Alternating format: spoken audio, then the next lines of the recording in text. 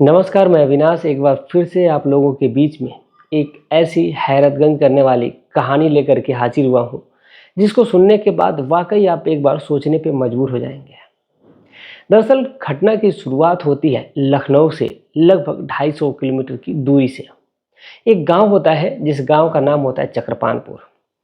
इसी गांव में एक परिवार, जिस परिवार के जो मुखिया रामबच्चन होते हैं और उनकी पत्नी सुभागी देवी, उन दोनों से एक उनका लड़का होता है, जिस लड़के का नाम होता है मनोज। ये दोनों अपने बेटे को बहुत ही ज़्यादा लाड प्यार से पाल रहे थे। जो राम बच्चन होते हैं वो मजदूरी किया करते थे और करने के बाद ला करके जो भी पैसे रुपए हुआ करते थे अपनी पत्नी को देता था और दे करके अपने बच्चे की पढ़ाई के लिए पैसे जुटा रहा था। लड़का धीरे धीरे जब से बड़ा होता है, कक्षा 4 कक्षा 5, जैसे ही कक्षा 5 से जब कक्षा 6वीं के लिए जाना होता है तो कक्षा 5 में वो पूरी अपनी क्लास में नंबर 1 पोजीशन पे आता है। अब जैसे ही नंबर 1 पोजीशन पे आता है तो स्कूल वाले उसके पिता यानी कि राम बच्चन को बुलाते हैं और सम्मानित करते हैं कि तुम्हारा लड़का जो है वो टॉप कर गया हमारी पूरे क्लास को। अब जैसे ही ये बात राम बच्चन जानते हैं वो काफ़ी खुश हो जाते हैं और सोचते हैं कि अपने बेटे को तन मन धन से लग करके पढ़ाएंगे ताकि उनका बेटा जो एक अच्छा अधिकारी बन जाएगा। यही सोच करके राम बच्चन राजभर जो है वो लग जाते हैं। अब धीरे धीरे वक्त आगे बढ़ता है, लेकिन जैसे ही लड़का कक्षा 7वीं में होता है, 2 साल का वक्त गुजरता है, इधर राम बच्चन एक गंभीर बीमारी से लड़ने लगता है। लेकिन उस गंभीर बीमारी का पता जो है अपने परिवार को नहीं चलने देते हैं और वो उस गंभीर बीमारी से लड़ते हैं। डॉक्टर कहता है कि तुम इसका इलाज करा लो, लेकिन राम बच्चन कहता है कि नहीं, अगर मैं अपना इलाज करा लूँगा तो मेरे पास उतने पैसे हैं नहीं, फिर मैं कर्जे में चला जाऊँगा और जब कर्जे में चला जाऊँगा तो फिर अपने बेटे की पढ़ाई जो है वो पूरी नहीं करा पाऊँगा, बहुत ही ज़्यादा दिक्कत होगी। अब धीरे धीरे और वक्त आगे बढ़ता है, लड़का कक्षा 8वीं में चला जाता है और जैसे ही 8वीं में जाता है इधर पिता की तबीयत ज़्यादा बिगड़ जाती है और वो इस दुनिया को छोड़ करके चले जाते हैं। अब घर में बचते हैं बस माँ और बेटा, 2 ही लोग बस बचते हैं। अब लड़का अपनी जिम्मेदारियों का भी निर्वहन करना था और इसीलिए वो पढ़ाई लिखाई अब एक तरह से सोचता है कि बंद कर दें। लेकिन उसकी माँ कहती है और उसके इर्द गिर्द वाले कहते हैं कि बेटा तुम पढ़ने में अच्छे हो तो तुम पढ़ाई करो, जो भी मदद होगी हम करेंगे। उस गांव के प्रधान जो होते हैं वो भी मदद किया करते हैं। पूरी पढ़ाई का जो खर्चा है वो प्रधान ले लेते हैं। कहते हैं तुम जितना पढ़ना चाहो पढ़ो और उसके बाद जो भी पैसे रुपए लगेंगे हम पैसा दे देंगे, क्योंकि लड़के का व्यवहार जो है बहुत ही ज़्यादा सरल था। राम बच्चन थे, वो भी उनका व्यवहार जो है काफ़ी सरल था। अब इसी वजह से लड़का पढ़ने में काफ़ी होनहार था और इस बात की चर्चा थी पूरे गांव में, पूरे मोहल्ले में। तो इसीलिए प्रधान भी और गांव के लोग सपोर्ट में आते हैं। अब लड़का पढ़ाई करने लगता है और पढ़ाई करके वो कक्षा 12वीं में टॉप कर जाता है, 10वीं में टॉप करता है। उसके बाद वो तैयारी में लग जाता है और तैयारी में जैसे ही लगता है तो वो अपने टाइम को बढ़ा ही रहा होता है, पढ़ाई को आगे जारी कर ही रहा होता है। इसी बीच उसकी माँ की भी जो तबीयत है वो बिगड़ने लगती है। लेकिन जैसे ही माँ की तबीयत बिगड़ती है, गांव वालों ने मिल करके उसका उचित इलाज करा दिया और ये बात की जानकारी मनोज को नहीं चलने देते हैं। मनोज अपनी पढ़ाई में निपुण था और वो पहले ही बार में एक बैंक का एग्ज़ाम वो क्रैक कर जाता है और उसे बहुत ही अच्छी बैंक में जॉब लग जाती है। स्टार्टिंग में तो उसे अपने लोकल एरिया में ही जॉब लगती है, तो वहाँ से घर से आने जाने में उसको कोई दिक्कत नहीं थी। अब जैसे ही उसकी जो पोस्टिंग है कुछ समय बाद दूर हो जाती है और जैसे ही जब दूर पोस्टिंग होती है तो फिर वो सोचता है कि आखिर अब उसकी जो माँ है वो करे अकेले कैसे रहेगी। अब यही सोच करके जो मनोज है वो कहता है माँ से कि माँ एक काम करो कि तुम भी शहर में ही चलो। माँ है वो कहती है कि नहीं बेटा, यहाँ हमारी पुश्तैनी ज़मीन है और हम इसको छोड़ करके नहीं जा सकते। अब माँ की जिद के आगे बेटा भी हार जाता है और फिर वो लगभग 70 किलोमीटर का जो सफ़र है वो प्रतिदिन वो तय करता, आता और जाता था। लेकिन अब परिवार की जिम्मेदारियों का निर्वहन करने के लिए माँ भी दबाव बनाते कि बेटा शादी कर लो और इसी शादी के क्रम में एक रिश्ता देखा जाता है। लड़की के परिवार वाले जब रिश्ता देखने आते हैं, जब उनको बताया जाता है कि लड़का बैंक में है, तो ना चाहते हुए भी कोई अब ना ही नहीं कर पाता, क्योंकि लड़का सरकारी है, ऊपर से बैंक में है। चाहे परिवार कैसा भी हो, गरीब हो या फिर घर बना हो या ना बना हो, क्योंकि जब लड़का सरकारी नौकरी में है तो घर तो बन ही जाएगा। अब ये सोच करके एक लड़की जिसके पिता का नाम होता है शिवधनी और लड़की का नाम होता है मोहिनी। मोहिनी के पिता शिवधनी जो है वो पहुंचते हैं मनोज के घर पे और जा कर के रिश्ते की बात करते हैं और रिश्ता तय भी हो जाता है।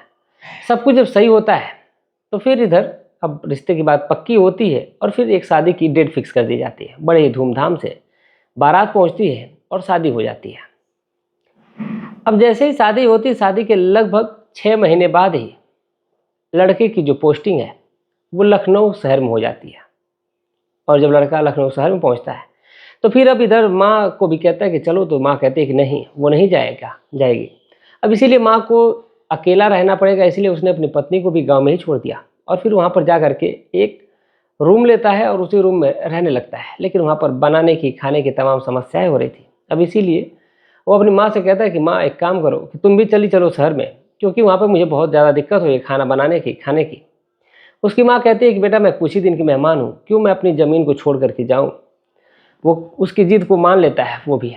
अब वो जाता है तो उसकी माँ घर पे रहती है, उसकी पत्नी घर पे रहती है, लेकिन लड़के को देखती है कि ज़्यादा दिक्कत हो रही है, ज़्यादा तकलीफ हो रही है, तो वो कहती है कि बेटा तुम बहू को भी ले करके चले जाओ वहीं पे, तुम्हें दिक्कत होगी, अब मेरा क्या है, मैं यहीं पे बना खा लूँगी, कोई दिक्कत की बात है नहीं।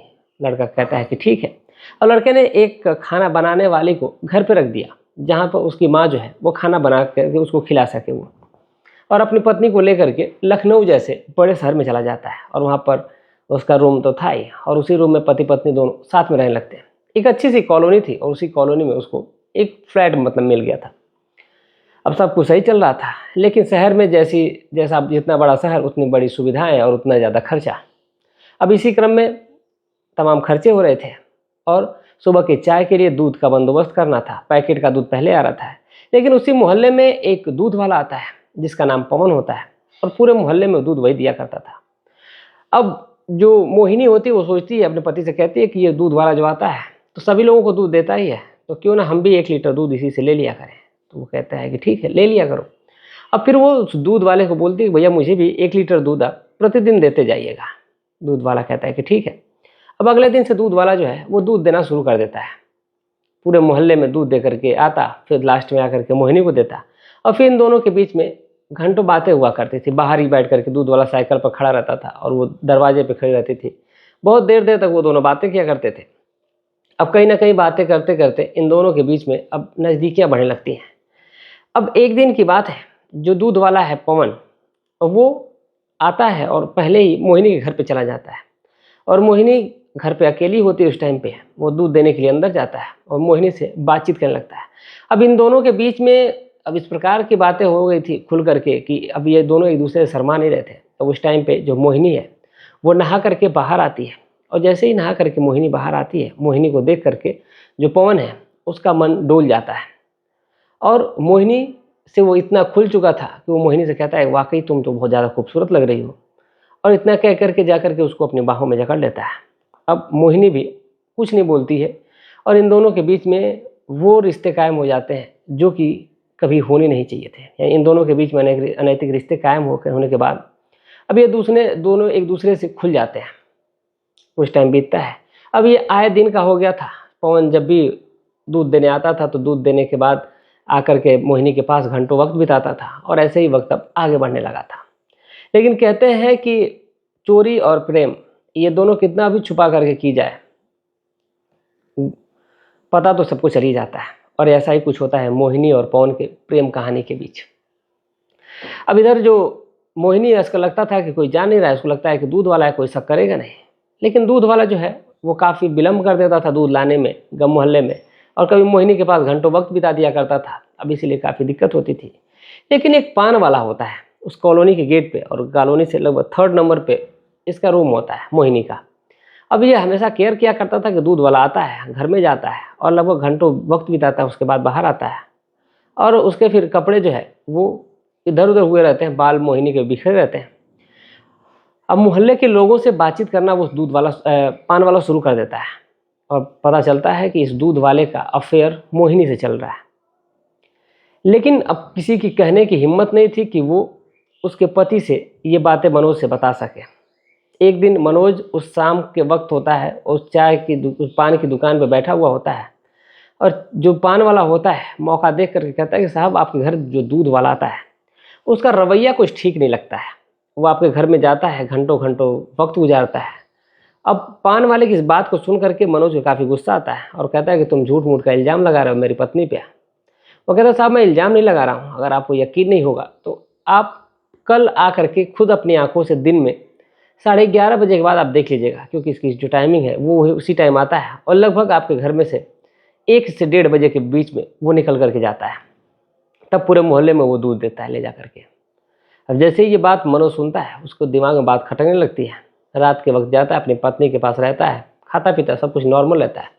अगली सुबह जैसे वो ड्यूटी प्रतिदिन जाता था अब वो जाता है, और जाने के बाद जैसे ही दोपहर के 11:30 बजता है अपने बैंक से निकलता है, अपनी कार निकालता है और निकल कर घर पे आता है। दरवाज़ा अंदर से लॉक होता है लेकिन चाबी मनोज के पास एक्स्ट्रा एक होती है। दरवाजे को वो खोल लेता है और खोल करके दरवाजे घर के अंदर जाता है।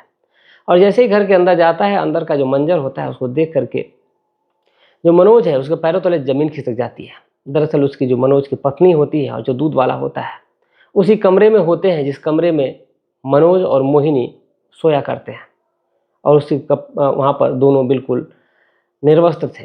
अब जिसको देखने के बाद मनोज का खून खोल जाता है, लेकिन वो कुछ नहीं बोलता है। वो कहता है कि वाह ये सही है, मैं तुम पे भरोसा करता हूँ और तुम मेरे भरोसे की धज्जियाँ उड़ा रही हो।